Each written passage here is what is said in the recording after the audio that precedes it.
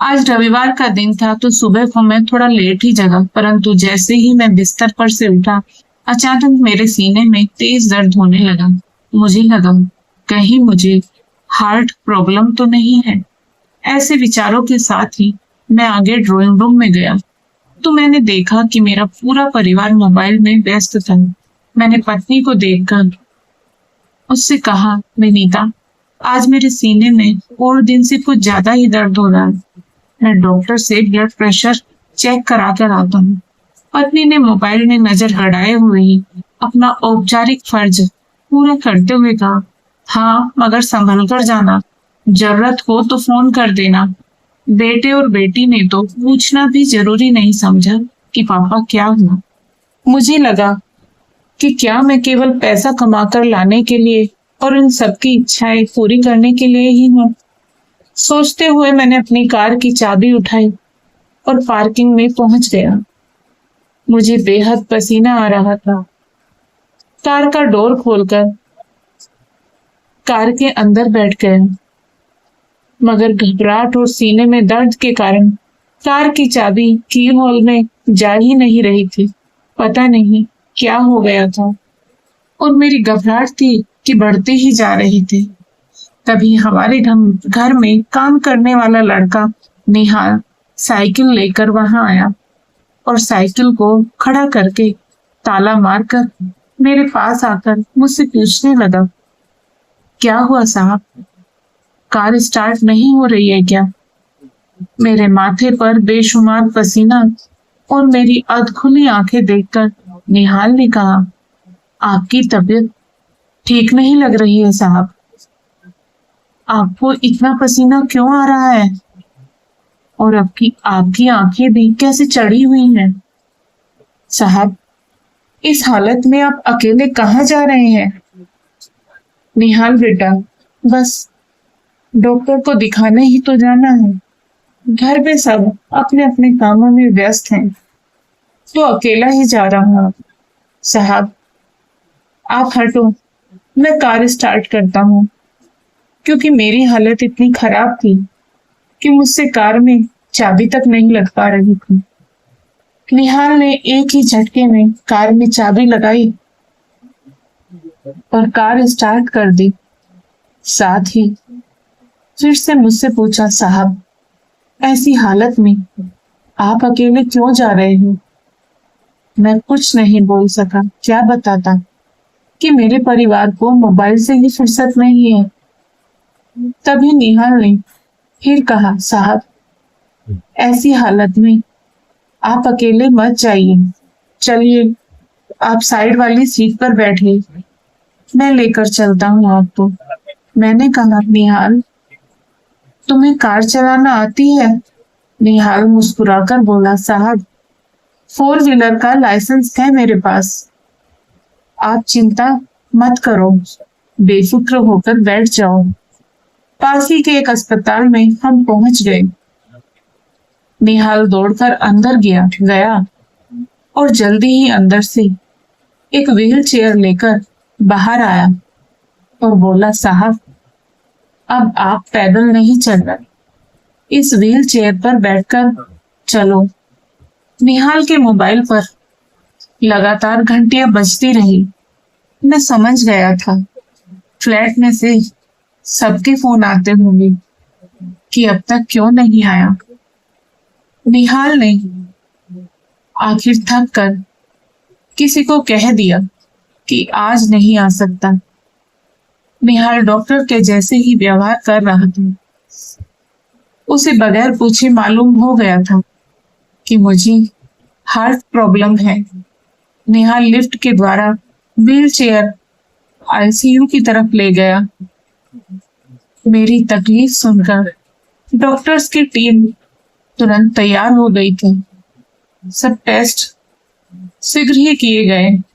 Doctor ने कहा कि अच्छा किया आप समय पर पहुंच गए और इसमें भी आपने व्हील चेयर का उपयोग किया, वह आपके लिए बहुत फायदेमंद रहा, वरना तो अब किसी भी प्रकार की देरी करना आपके लिए हानिकारक हो सकती है। इसलिए बिना देर किए हमें हार्ट का ऑपरेशन करके आपके ब्लॉकेज जल्द ही दूर करके स्टेंट डालने होंगे। और हाँ, इस ऑपरेशन फॉर्म पर आपके परिवार के किसी सदस्य के हस्ताक्षर होना अनिवार्य है। डॉक्टर ने निहाल की ओर देखते हुए पूछा, आप इनके कौन हैं? मैंने जवाब दिया, डॉक्टर साहब, ये मेरा बेटा है। तो डॉक्टर ने ऑपरेशन फॉर्म निहाल की ओर बढ़ाते हुए कहा, इस फॉर्म पर दस्तखत कर दो। निहाल ने मेरी ओर देखते हुए कहा, साहब, इतनी बड़ी जवाबदारी मुझ पर न डालो बेटे, इसमें तुम्हारी कोई जवाबदारी नहीं होती।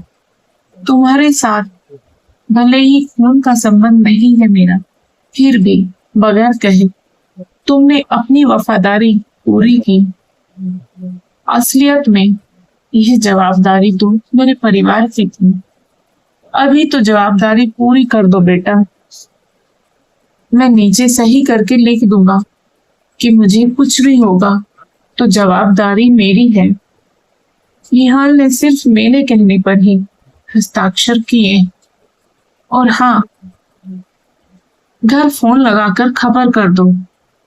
जब मैं निहाल से दस्तखत करवाने को कह रहा था, उसी समय मेरी पत्नी का फोन निहाल के मोबाइल पर आया। वह शांति से फोन सुनने लगा। थोड़ी देर के बाद निहाल बोला, मैडम, आपको पगार काटने का हो तो काट लेना, काम से निकालने का हो तो निकाल देना, मगर अभी अस्पताल में हूँ और साहब का ऑपरेशन शुरू होने वाला है। आप सब ऑपरेशन के पहले अस्पताल आ जाओ। उधर से विनीता की आवाज आई, क्या कह रहे हो निहाल?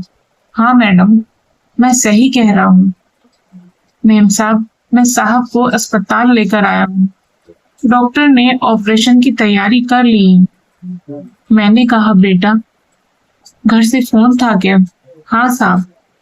मैंने मन ही मन पत्नी के विषय में सोचा, तुम किसकी पगार काटने की बात कर रही हो और किसको निकालने की बात कर रही हो?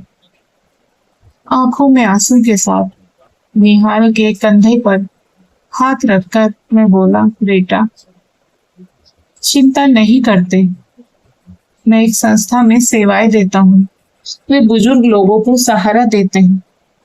वहां तुम जैसे ही व्यक्तियों की जरूरत है। तुम्हारा काम बर्तन मांजने और कपड़े धोने का नहीं है। तुम्हारा काम तो समाज की सेवा का है। निहाल बेटा, वहां पगार मिलेगा, इसलिए चिंता बिल्कुल भी मत करना। ऑपरेशन के बाद मैं होश में आया। मेरे सामने मेरा पूरा परिवार नतमस्तक खड़ा था। मेरी आंखों में आंसू थे और मेरी नजर जिसे खोज रही थी वो मेरे पास नहीं था। मैंने बहुत ही धीमी आवाज में पत्नी से पूछा, निहाल कहाँ है? पत्नी बोली, वो अभी ही छुट्टी लेकर अपने गांव चला गया। कह रहा था उसके पिताजी की दिल के दौरे से मृत्यु हो गई है। अपने पिता की 13वीं के बाद ही आएगा। अब मुझे समझ में आया कि निहाल ने मुझे तो बचा लिया, पर विधि का विधान देखो, मुझे जीवनदान देकर उसके पिता को बुला लिया। पूरा परिवार मेरे सामने हाथ जोड़कर अपने व्यवहार की माफी मांग रहा। कैसे विडंबना है जो अपने कहलाते हैं। उन्होंने मुझे दर्द में देखकर भी अनदेखा किया और जो बेगाना था उसने अपना बनकर मुझे नया जीवन दे दिया।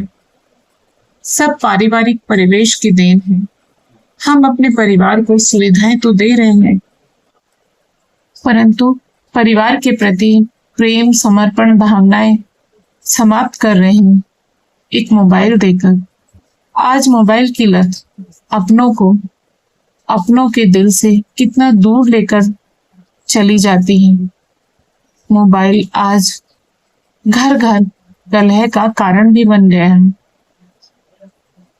बहू छोटी छोटी बातें तत्काल अपने माँ बाप को बताती है और माँ की सलाह मानकर ही वह ससुराल पक्ष के लोगों से बेगाना व्यवहार करती है। परिणाम स्वरूप वह सालों साल में भी ससुराल पक्ष के लोगों से अपनापन नहीं जोड़ पाती है। तभी डॉक्टर ने आकर मुझसे पूछा कि सबसे पहले यह बताइए, निहाल आपके क्या लगते हैं? मैंने कहा, डॉक्टर साहब, कुछ रिश्तों के नाम नहीं हुआ करते, लेकिन वो हर रिश्ते से बढ़कर हो जाते हैं।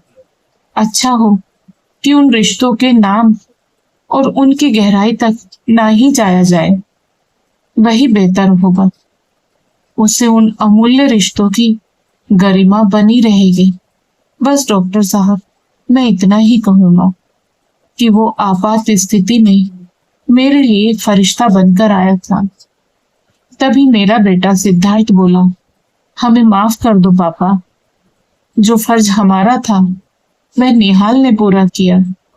यह हमारे लिए बेहद शर्मनाक है। अब से ऐसी भूल भविष्य में कभी भी नहीं होगी। हार्ट का ऑपरेशन होने के 1 सप्ताह तक मैं अस्पताल में रहा। उसके बाद डिस्चार्ज होकर घर आ गया। 15 दिन बाद जब निहाल वापस आया तो मेरे घर का माहौल बिल्कुल बदला हुआ था। मेरी पत्नी और बच्चों ने निहाल का बार बार आभार व्यक्त किया और मैंने निहाल को झाड़ू बर्तन आदि करने को साफ मना कर दिया। मैंने पूरी तरह स्वस्थ होने के पश्चात निहाल की उस समाज सेवी संस्था में अच्छी तनख्वाह पर नौकरी लगवा दी। आज निहाल मेरे लिए मेरे परिवार से भी बढ़कर है। तो दोस्तों, आपको आज की कहानी पसंद आई हो तो वीडियो को लाइक करें, शेयर करें और साथ ही हमारे चैनल को सब्सक्राइब करें। बेल आइकन को प्रेस करके ऑल बटन पर क्लिक करें। राधे राधे दोस्तों।